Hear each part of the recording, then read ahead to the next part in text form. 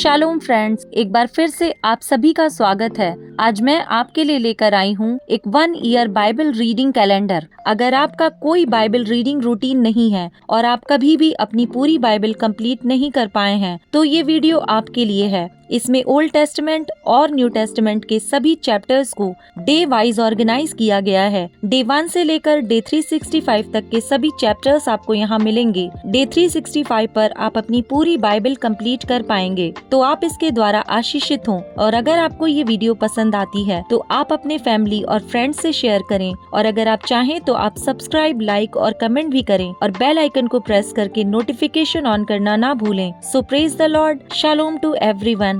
Let's get started.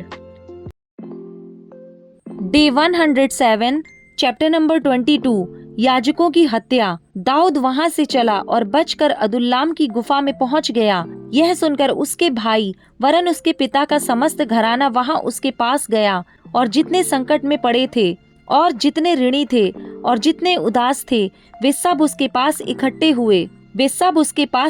हुए और वह उनका प्रधान हुआ, और कोई 400 पुरुष उसके साथ हो गए। वहां से दाऊद ने मोआब के मिस्पा को जाकर मोआब के राजा से कहा, मेरे पिता को अपने पास तब तक आकर रहने दो जब तक कि मैं ना जानूं कि परमेश्वर मेरे लिए क्या करेगा। और वह उनको मोआब के राजा के सम्मुख ले गया, और जब तक दाऊद उस गढ़ में रहा तब तक वे उसके पास रहे। फिर गाद नामक एक नबी ने दाऊद से कहा, इस गढ़ में मत रह, चल यहूदा के देश में जा।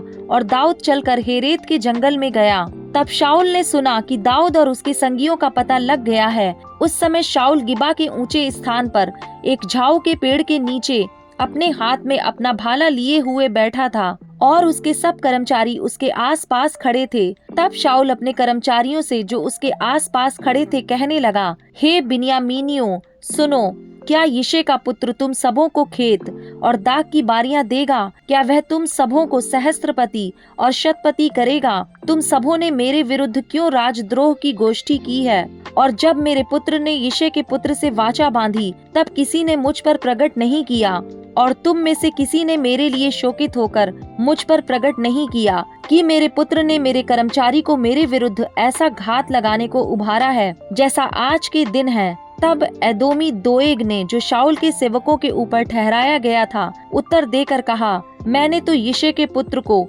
नोब में अहीतूब के पुत्र अहीमेलेक के पास जाते देखा, और उसने उसके लिए यहोवा से पूछा और उसे भोजन वस्तु दी, और फिलिश्ती गोलियत की तलवार भी दी। तब राजा ने अहीतूब के पुत्र अहीमेलेक याजक को और उसके पिता के समस्त घराने को, अर्थात नोब में रहने वाले याजकों को बुलवा भेजा। और जब वे सब के सब शाऊल राजा के पास आए, तब शाऊल ने कहा, हे अहीतूब के पुत्र सुन। वह बोला, हे प्रभु क्या आज्ञा? शाऊल ने उससे पूछा, क्या कारण है कि तू और यिशै के पुत्र दोनों ने मेरे विरुद्ध राजद्रोह की गोष्ठी की है? तूने उसे रोटी और तलवार दी, और उसके लिए परमेश्वर से पूछा भी, जिससे वह मेरे विरुद्ध उठे और ऐसा घात लगाए जैसा आज के दिन है। अहीमेलेक ने राजा को उत्तर देकर कहा, तेरे समस्त कर्मचारियों में दाऊद के तुल्य विश्वास योग्य कौन है? वह तो राजा का दामाद है और तेरी राजसभा में उपस्थित हुआ करता और तेरे परिवार में प्रतिष्ठित है। क्या मैंने आज ही उसके लिए परमेश्वर से पूछना आरंभ किया है? वह मुझसे दूर रहे।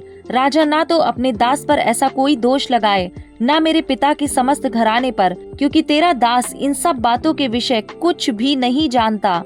राजा ने कहा, हे अहीमेलेक, तू और तेरे पिता का समस्त घराना निश्चय मार डाला जाएगा। फिर राजा ने उन पहरुओं से जो उसके आसपास खड़े थे आज्ञा दी, मुड़ो और यहोवा के याजकों को मार डालो, क्योंकि उन्होंने भी दाऊद की सहायता की है, और उसका भागना जानने पर भी मुझ पर प्रकट नहीं किया। परंतु राजा के सेवक यहोवा के याजकों को मारने के लिए हाथ बढ़ाना ना चाहते थे। तब राजा ने दोएग से कहा, तू मुड़कर याजकों को मार डाल। तब एदोमी दोएग ने मुड़कर याजकों को मारा, और उस दिन सनी वाला एपोद पहने हुए 85 पुरुषों को घात किया। और याजकों के नगर नोब को उसने स्त्रियों, पुरुषों और बाल बच्चों और दूध पीतों और बैलों, गधों और भेड़ बकरियों समेत तलवार से मारा। परंतु अहीतूब के पुत्र अहीमेलेक का एब्यातार नामक एक पुत्र बच निकला और दाऊद के पास भाग गया। तब एब्यातार ने दाऊद को बताया कि शाऊल ने यहोवा के याजकों का वध किया है। दाऊद ने एब्यातार से कहा, जिस दिन एदोमी दोएग वहाँ था, उसी दिन मैंने जान लिया था कि वह निश्चय शाऊल को बताएगा। तेरे पिता के समस्त घराने के मारे जाने का कारण मैं ही हुआ, इसलिए तू मेरे साथ निडर रह। जो मेरे प्राण का ग्राहक है वही तेरे प्राण का भी ग्राहक है, परंतु मेरे साथ रहने से तेरी रक्षा होगी। चैप्टर नंबर 23, दाऊद द्वारा कीला नगर की रक्षा।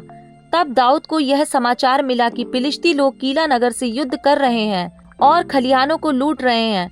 तब दाऊद ने यहोवा से पूछा, क्या मैं जाकर फिलिस्तियों को मारूं? यहोवा ने दाऊद से कहा, जा और फिलिस्तियों को मार के कीला को बचा। परंतु दाऊद के जनों ने उससे कहा, हम तो इस यहूदा देश में भी डरते रहते हैं। यदि हम कीला जाकर फिलिस्तियों की सेना का सामना करें तो क्या बहुत अधिक डर में ना पड़ेंगे? तब दाऊद ने यहोवा से फिर पूछा और यहोवा ने उसे उत्तर देकर कहा, कमर बांधकर कीला को जा, क्योंकि मैं फिलिस्तियों को तेरे हाथ में कर दूंगा।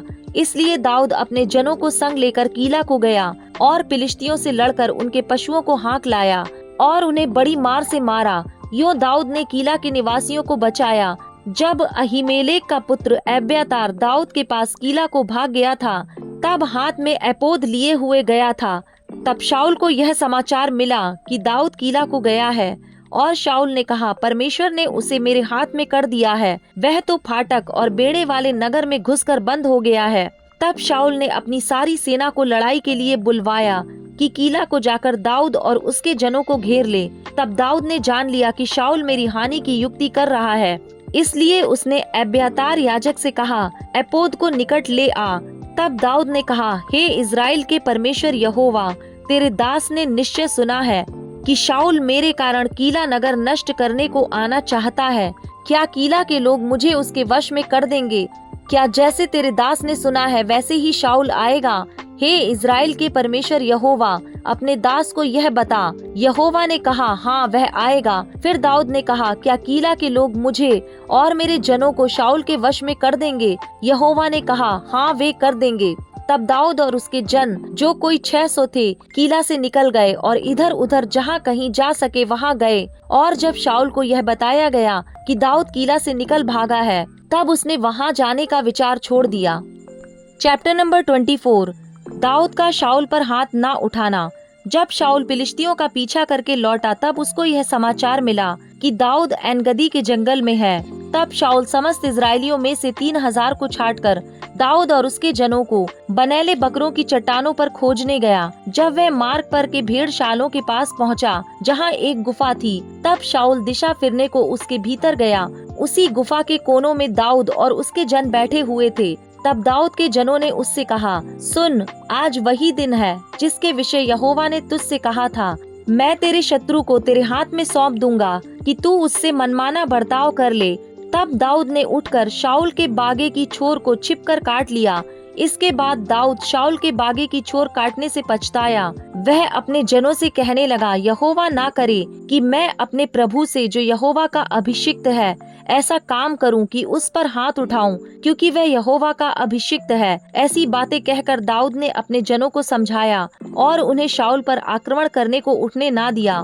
फिर शाऊल उठकर गुफा से निकला और अपना मार्ग लिया। उसके बाद दाऊद भी उठकर गुफा से निकला और शाऊल को पीछे से पुकार कर बोला, हे मेरे प्रभु, हे राजा। जब शाऊल ने पीछे मुड़कर देखा, तब दाऊद ने भूमि की ओर सिर झुकाकर दंडवत की। और दाऊद ने शाऊल से कहा, जो मनुष्य कहते हैं कि दाऊद तेरी हानि चाहता है, उनकी तू क्यों सुनता है?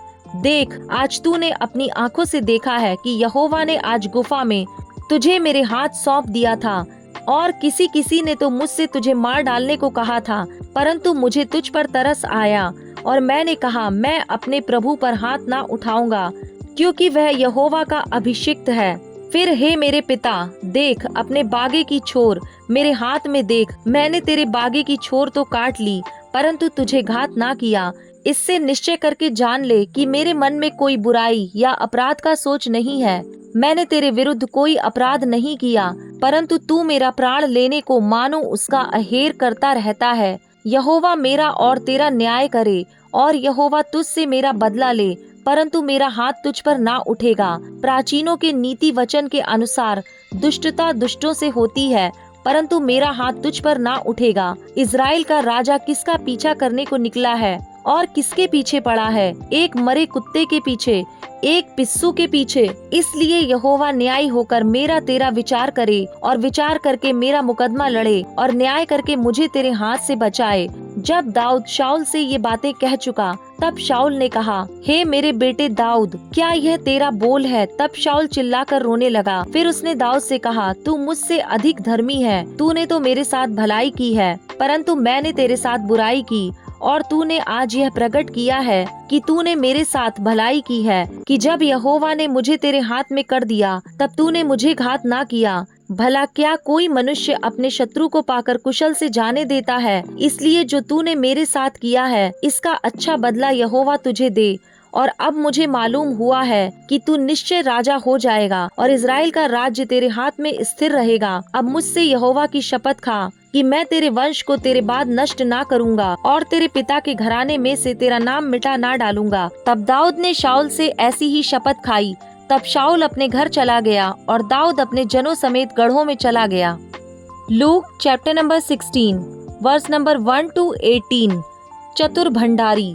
फिर उसने चेलों से भी कहा, किसी धनवान का एक भंडारी था और लोगों ने उसके सामने उस पर यह दोष लगाया कि वह तेरी सारी संपत्ति उड़ाए देता है। अतः उसने उसे बुलाकर कहा, यह क्या है जो मैं तेरे विषय में सुन रहा हूँ? अपने भंडारीपन का लेखा दे, क्योंकि तू आगे को भंडारी नहीं रह सकता। तब भंडारी सोचने लगा, अब मैं क्या करूँ, क्योंकि मेरा स्वामी अब भंडारी का काम मुझसे छीन रहा है। मिट्टी तो मुझसे खोदी नहीं जाती और भीख मांगने में मुझे लज्जा आती है। मैं समझ गया कि क्या करूँगा, ताकि जब मैं भंडारी के काम से छुड़ाया जाऊं तो लोग मुझे अपने घरों में ले लें। तब उसने अपने स्वामी के देनदारों को एक एक करके बुलाया और पहले से पूछा, तुझ पर मेरे स्वामी का कितना कर्ज है? उसने कहा, 100 मन तेल। तब उसने उससे कहा, अपना खाता बही ले और बैठकर तुरंत 50 लिख दे। फिर उसने दूसरे से पूछा, तुझ पर कितना कर्ज है? उसने कहा, 100 मन गेहूं। तब उसने उससे कहा, अपना खाता बही लेकर 80 लिख दे। स्वामी ने उस अधर्मी भंडारी को सराहा कि उसने चतुराई से काम किया है,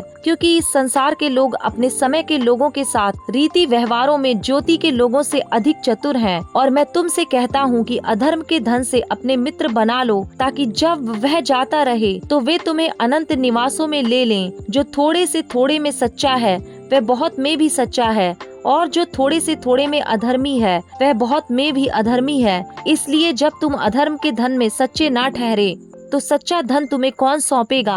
और यदि तुम पराये धन में सच्चे ना ठहरे, तो जो तुम्हारा है उसे तुम्हें कौन देगा? कोई दास 2 स्वामियों की सेवा नहीं कर सकता, क्योंकि वह तो एक से बैर और दूसरे से प्रेम रखेगा, या एक से मिला रहेगा और दूसरे को तुच्छ जानेगा। तुम परमेश्वर और धन दोनों की सेवा नहीं कर सकते।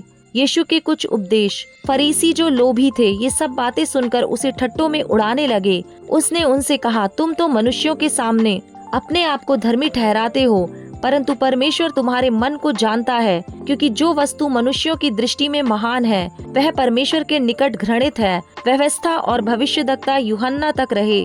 उस समय से परमेश्वर के राज्य का सुसमाचार सुनाया जा रहा है और हर कोई उसमें प्रबलता से प्रवेश करता है। आकाश और पृथ्वी का टल जाना व्यवस्था के एक बिंदु के मिट जाने से सहज है। जो कोई अपनी पत्नी को त्याग कर दूसरी से विवाह करता है, वह व्यभिचार करता है, और जो कोई ऐसी त्यागी हुई स्त्री से विवाह करता है, वह भी व्यभिचार करता है।